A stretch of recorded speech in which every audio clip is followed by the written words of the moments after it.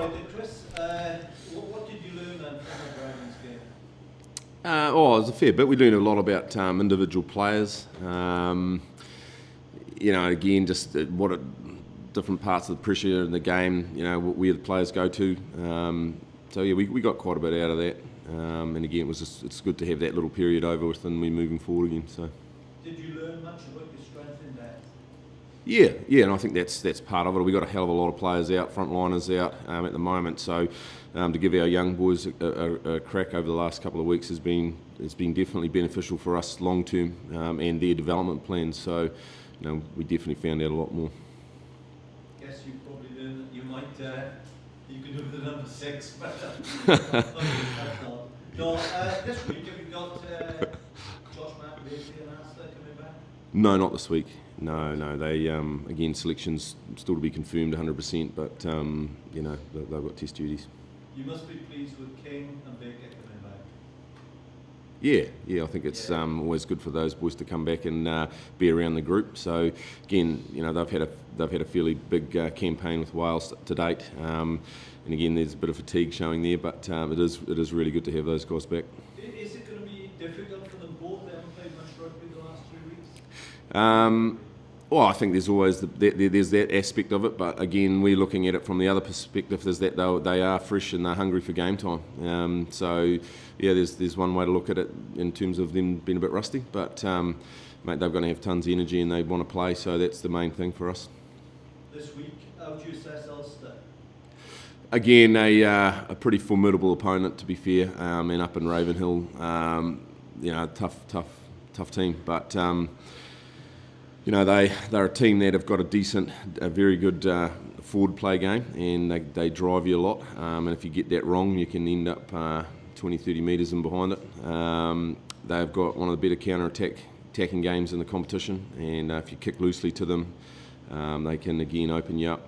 And they have got a very good kicking territory game. So, they are a threat. They are a big side, and again, it's a great opportunity for us to test where we're at.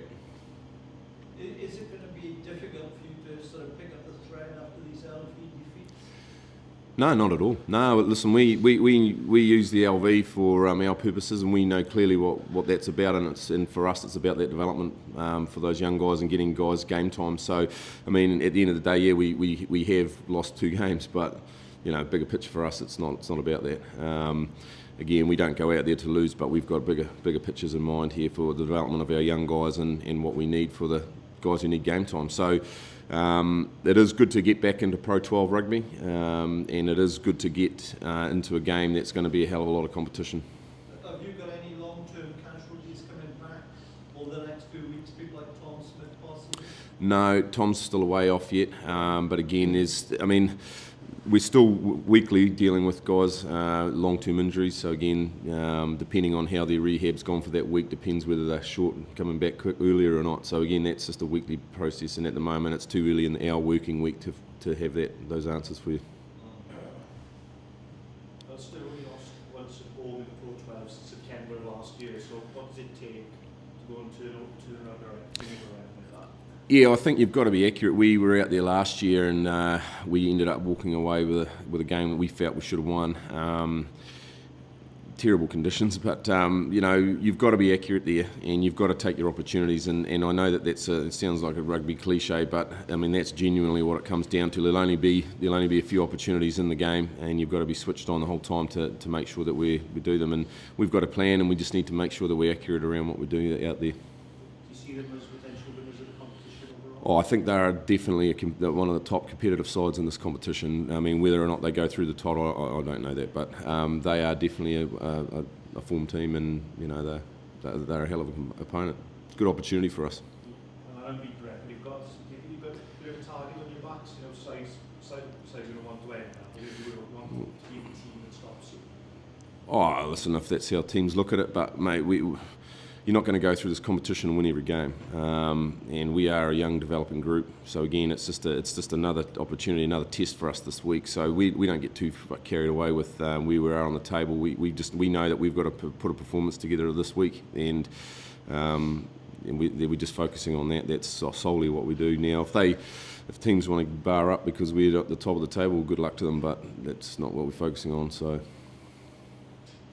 this period is a real sort of test for you, yeah. Some really difficult games. Yeah. 2 in Ireland, then the French games, then you're close to the derbies, really. Yeah.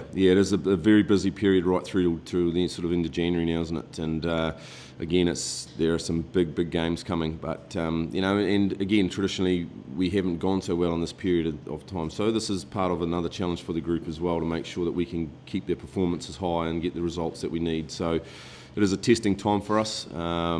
We're well aware of it, and again, we're bunkering down and we're just tightening up a little bit because it's obviously we've got so many guys, frontline guys, out at the moment. Did anyone put their hands up, Chris, in those LV games for you for league action? Yeah, I think I was pretty impressed with the young second rowers that we've got. I mean, I think everyone's really, in their own way, have done pretty well. But the 2 locks for me as a forwards coach, those boys, I thought Adam Beard, Rory Thornton and Roger Hughes have gone really well. So again, it's just a matter of their long-term plan and their development and where they can get game time. But what they have shown is that they're hungry to wear the jersey, and they've got across. They've worked really hard. They've learnt all the stuff that they needed to, and they've been able to execute it on the field. And that's really what you're looking for. So now it's just a matter of time, really, and the opportunity. Yeah. What about the hooker, Sam Parry? Yeah, well, again, we gave him the down week the first week, and then he's come back and played pretty well. So again, it's that's what we expect from Sam. He's in our squad, and he's in the selection process every week for the starting position. So I expect him to play well when he has those opportunities. Yeah. Digressing a little bit, do you give Wales much chance this weekend against the All Blacks? It's a very strong side, isn't it? They've put out. I think it's going to be a hell of a game. Can't wait to watch it, actually. And again, I think, if you just look, the All Blacks have come off a very long season, and they've had it's a pretty tough tour they've had so far. But I know that they'll want to do well.